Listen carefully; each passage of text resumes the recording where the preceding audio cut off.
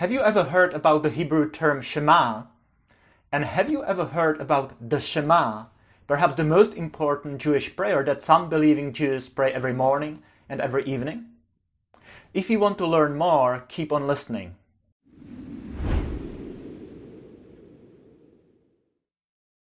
So let's look at it in more detail. The full version of the Shema consists of 3 passages from the scripture.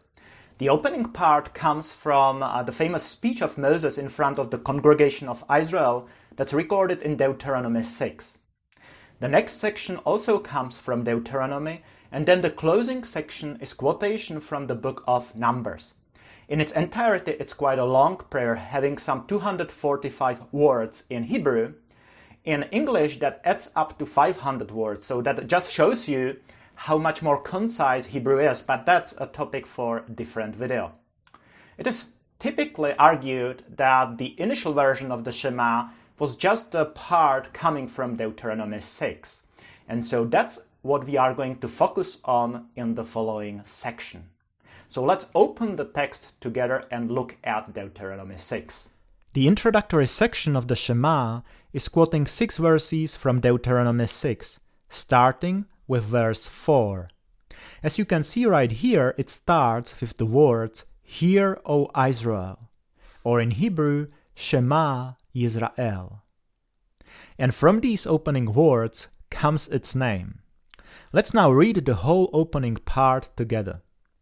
"Hear, O Israel, the Lord our God, the Lord is one. You shall love the Lord your God with all your heart, and with all your soul, and with all your might. And these words that I command you today shall be on your heart. You shall teach them diligently to your children, and shall talk of them when you sit in your house, and when you walk by the way, and when you lie down, and when you rise. You shall bind them as a sign on your hand, and they shall be as frontlets between your eyes. You shall write them on the doorposts of your house and on your gates." The first verse contains the statement, "The Lord our God, the Lord is one," perhaps the most well-known and most fundamental expression of Jewish belief. So that's the opening section of the Shema. Did you know that Jesus quoted from these very same verses? Do you know what answer Jesus gave when asked which commandment is the most important? Let's have a look. The story is recorded in multiple Gospels. Let's have a look at Mark 12. Jewish scribes came to Jesus and asked, "Which commandment is the most important of all?" A tricky question, right? And Jesus answered by quoting scripture. The most important is, "Hear, O Israel, the Lord our God, the Lord is one. And you shall love the Lord your God with all your heart, and with all your soul, and with all your mind, and with all your strength." Now this whole section here, starting with "Hear, O Israel," up to "all your strength," is undoubtedly a quotation from the Shema. It's interesting to notice that Jesus lists 4 things or 4 elements with which we should love our God, with our heart, soul, mind, and strength.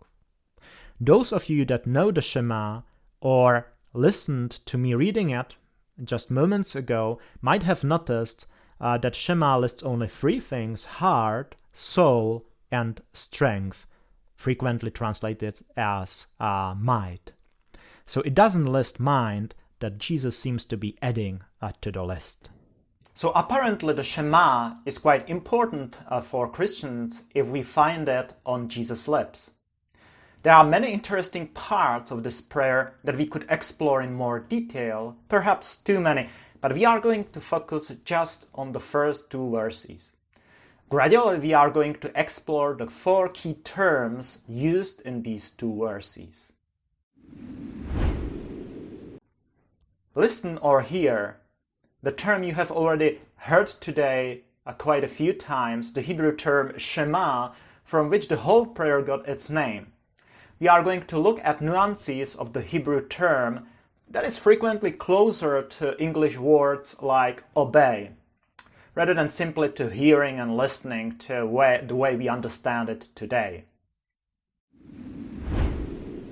heart, the Hebrew term lev or levav, which is, as we will see, the center of largely different movements of our inner selves than we would think given the current usage of the word in English. In short, it is not really about emotions, or not entirely about emotions. Soul, or in Hebrew nephesh, term also variously translated as creature, living being, even throat, or simply by using adverbs such as I or you. This will lead us to explore ancient scripture writers and their understanding of human beings to see if they really had any notion of humans being composed of some sort of distinct parts, such as body, soul, and spirit. And the last one, might, Hebrew word meod, quite an unusual word in this context, translated as strength, might, or even resources in this particular verse. The puzzle is that it typically means something different, things like much or many. So that's the end of our short introduction into the Shema. Be sure to check back our channel for upcoming videos on listening, heart, soul, and nephesh, or subscribe so that you don't miss any of them.